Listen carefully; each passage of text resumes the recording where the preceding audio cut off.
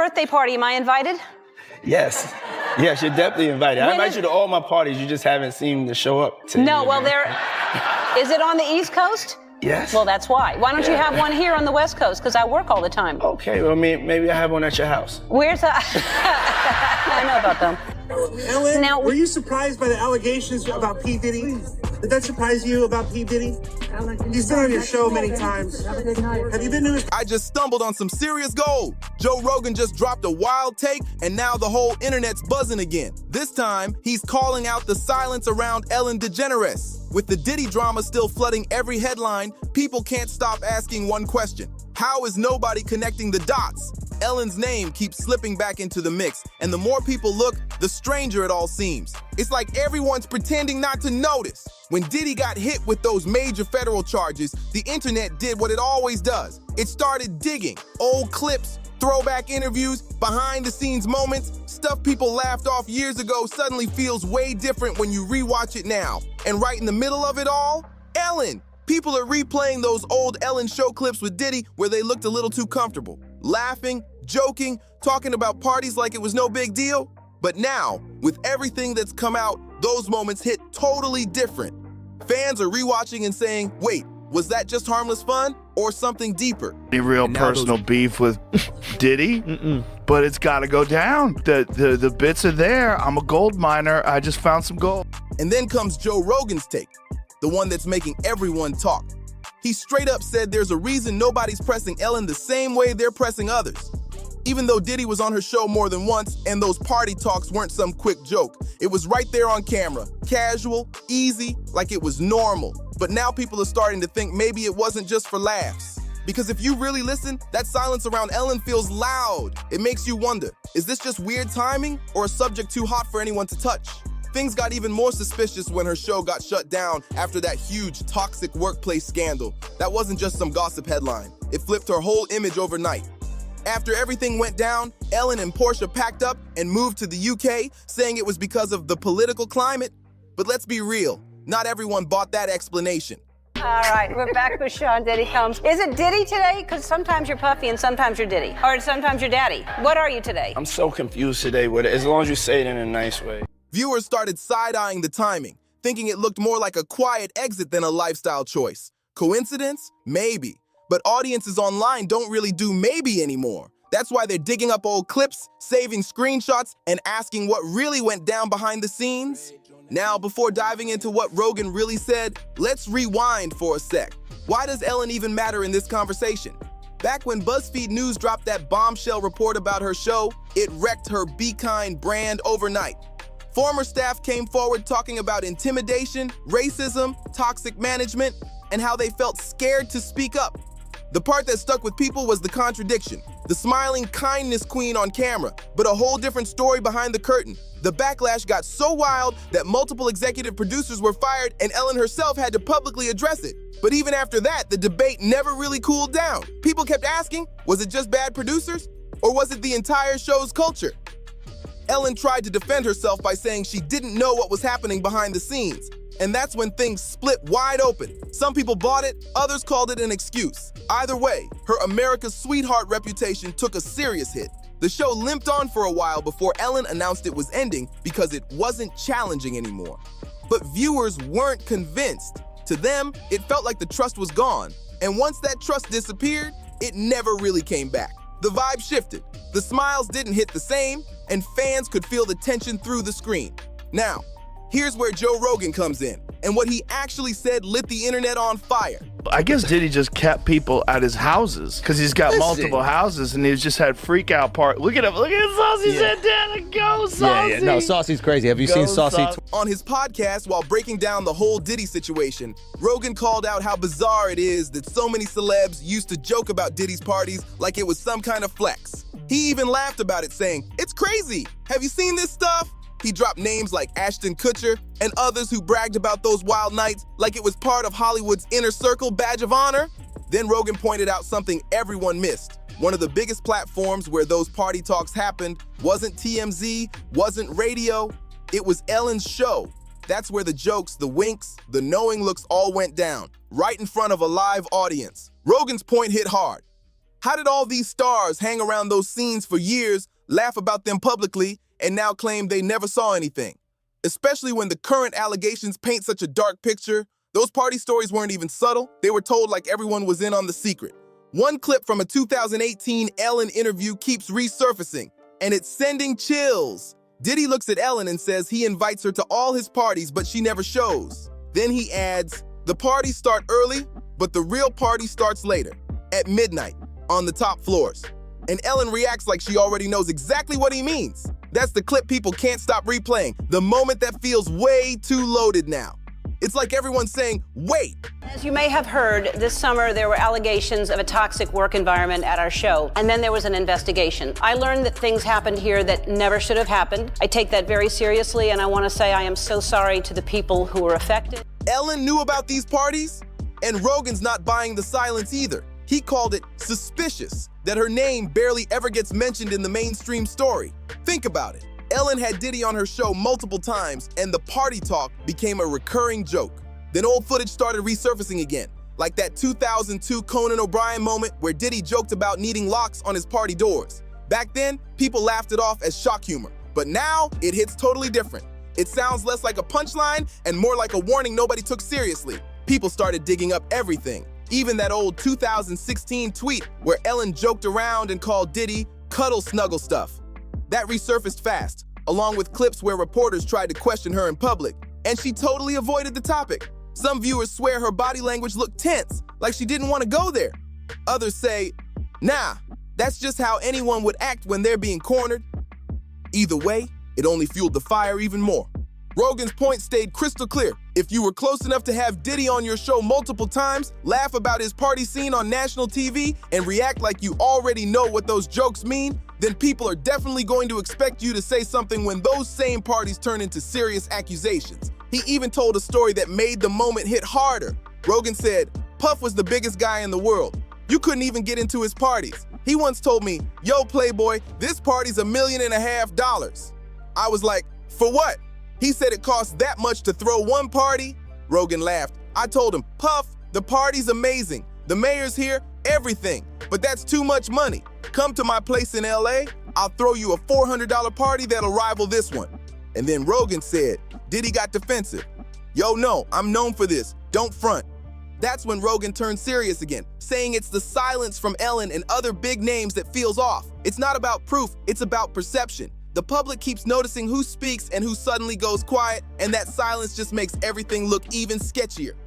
But hold up, Rogan didn't stop there. He said there's another layer to all of this, and it's what makes the whole situation even more tangled. Remember Ellen's workplace scandal? Former staff members came forward saying the environment on set was full of pressure. People were scared to speak up or challenge anyone with power, and online commenters can't help but draw a connection, saying that same power and silence dynamic sounds way too familiar to how some celebrity circles work when influence is involved. Now, to be clear, that doesn't mean Ellen did anything criminal, but it does explain why people keep linking her name back to these conversations. It's not about guilt, it's about patterns. Some even bring up that long-running rumor called the Ellen Gaze, where crew members described how tense it felt on set, like everyone was walking on eggshells. Others claim certain guests were quietly kept off the show over personal beefs or conflicts. Whether all those details are totally accurate or not, the story always circles back to the same pattern: power, silence, and a whole lot of people too scared to say what they really saw. Control, pressure, silence, that's the trio people can't stop talking about. Once the public starts spotting that pattern,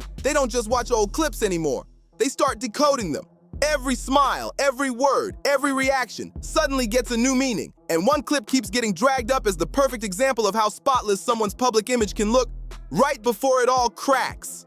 I do feel like you may not do that. You're neat though, right? I would imagine your closet is color coordinated. Everything is hung in a certain, Yes. right? So you're neat, it's just that you're not the person that puts it back. All right. Back in 2009, after Chris Brown was accused of hitting Rihanna, Ellen straight up confronted Diddy on her show about why Chris was even allowed to stay at his house. She spoke with conviction, saying she didn't want any young woman thinking it's okay to go back to a guy who hit her. It was one of those moments where Ellen looked like she was taking a moral stand, speaking for what's right in front of millions. But years later, when her own show was being slammed with those toxic workplace allegations, people couldn't ignore the irony.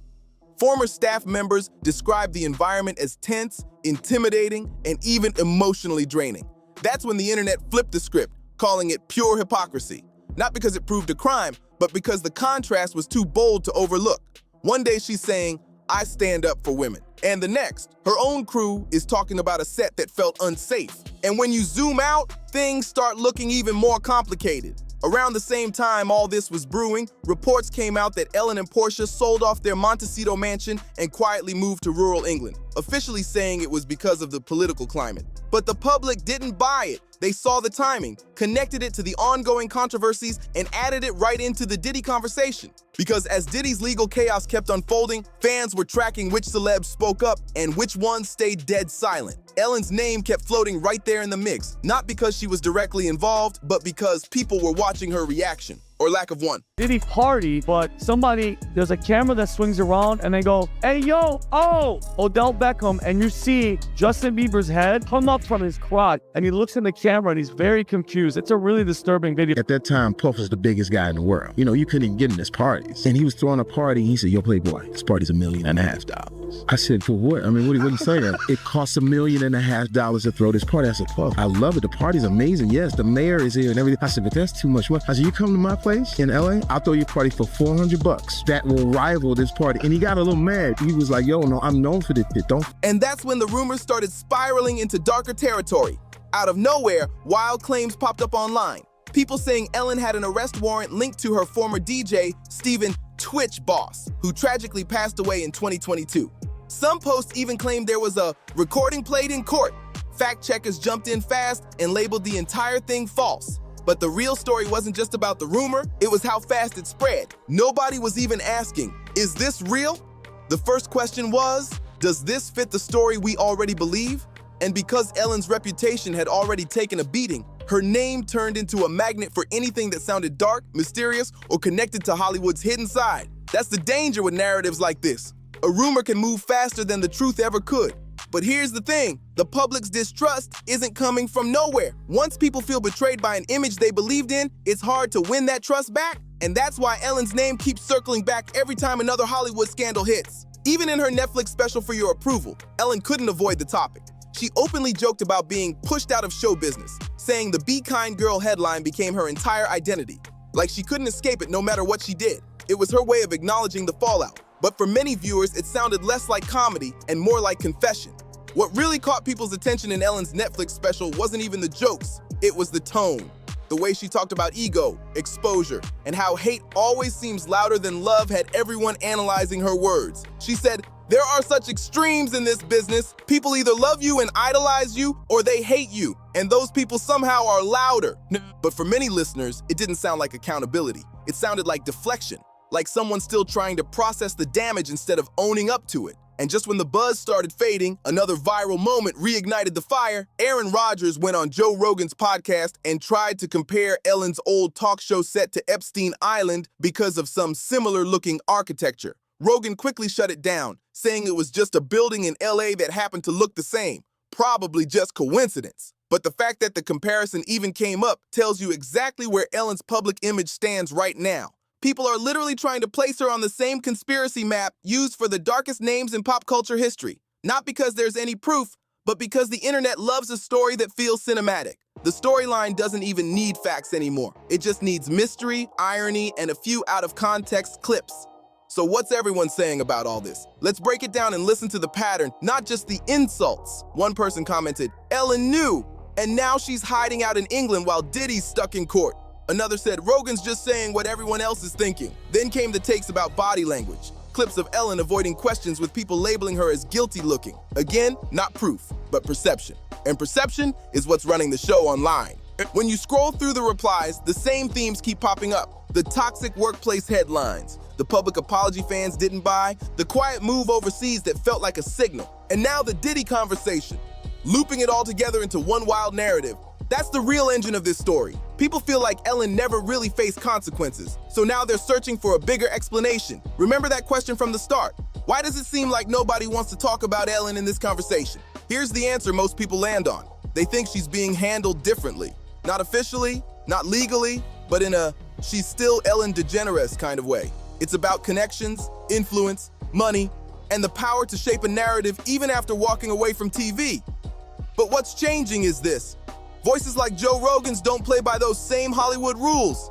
They'll say the quiet part out loud, not as an accusation, but as a question. And once someone with that kind of reach raises a question, the audience takes it and runs with it. And that's the real controversy. Not that Ellen's worse than Diddy, that's a wild leap nobody can prove, but why some names get grilled nonstop while others get a softer edit even when the clips exist, even when the quotes exist, even when the optics look messy. That's why this conversation refuses to die down, because Diddy's legal mess reopened the vault and people started replaying everything with fresh eyes. Old interviews are now red flags, old jokes are suddenly clues, and people aren't just watching entertainment anymore, they're watching for patterns. So what's next for Ellen? Honestly, probably a quiet life overseas, unless someone comes forward with verified, solid evidence connecting her to something criminal. Not rumors, not energy, not body language. There's nothing concrete tying her to Diddy's mess. Most likely, she'll be remembered for that toxic workplace scandal and the cold reputation that came after it, not as a player in this new Hollywood storm. As for Diddy, that situation's far from over. There are still appeals, filings, civil suits, and a nonstop echo that keeps pulling more big names into the chaos, whether they deserve it or not. So now the question goes to you. What do you think? Do you believe Ellen knew more than she ever admitted? Or is this just the internet doing what it always does, turning old clips into new storylines? Drop your thoughts in the comments below. Smash that like button. Subscribe for more breakdowns of celebrity scandals that mainstream media tiptoes around, and don't miss the next deep dive. You're not going to want to miss what's coming next. See you in the next video.